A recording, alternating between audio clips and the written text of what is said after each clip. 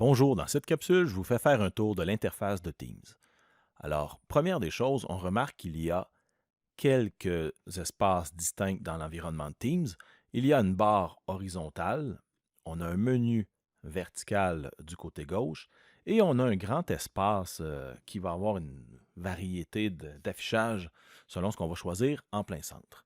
Donc, dans la barre du haut, on a une barre de recherche qui permet de trouver à travers les conversations, les documents, les Teams, très, très, très pratique pour trouver quelque chose quelque part dans notre team, même à l'intérieur des documents.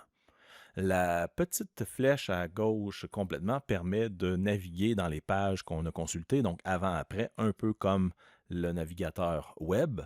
On a notre pastille dans le coin avec nos paramètres, notre état de disponibilité, certains paramètres et de connexion et tout ça. Et dans le menu de gauche, eh bien, l'activité touche le flux d'activités d'éléments qui se sont passés là, dans l'environnement de Team.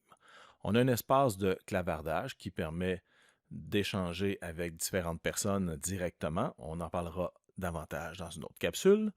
On a la liste des équipes que nous avons, donc des équipes que nous avons créées ou des équipes où nous sommes membres. Donc, elles vont apparaître ici et c'est dans le coin en haut à droite qu'on va se joindre ou créer une équipe.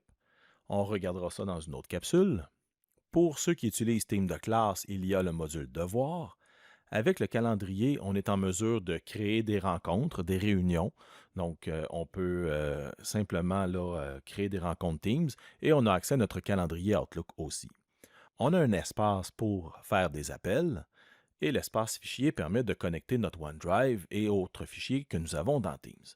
Donc, le menu de gauche est vraiment très utile. Principalement, on va utiliser les équipes et le clavardage pour les communications au quotidien. Donc, les équipes, si vous voulez les organiser, vous n'avez qu'à les prendre, les déplacer comme bon vous semble. Il y a le mode d'affichage en grille. Sinon, à l'aide de la petite roulette, on peut changer l'affichage pour l'affichage en liste. Donc, en liste, c'est une liste verticale où on voit tous les canaux des équipes. Donc, c'est peut-être plus pratique pour changer régulièrement d'équipe, mais moi, j'aime bien travailler avec la grille présentement. Donc, les trois picots nous permettent de gérer certaines fonctionnalités comme si on était directement dans l'équipe.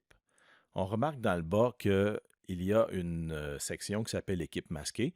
Donc, si jamais il y avait une équipe que l'on ne voulait pas avoir, on peut cliquer sur les trois petits points pour faire apparaître le menu et masquer l'équipe qui va apparaître dans les équipes masquées. C'est peut-être utile pour faire du tri dans les équipes qu'on a moins besoin. Donc, voilà pour l'interface de Teams. Consultez les autres capsules pour en apprendre davantage sur chacune des fonctions.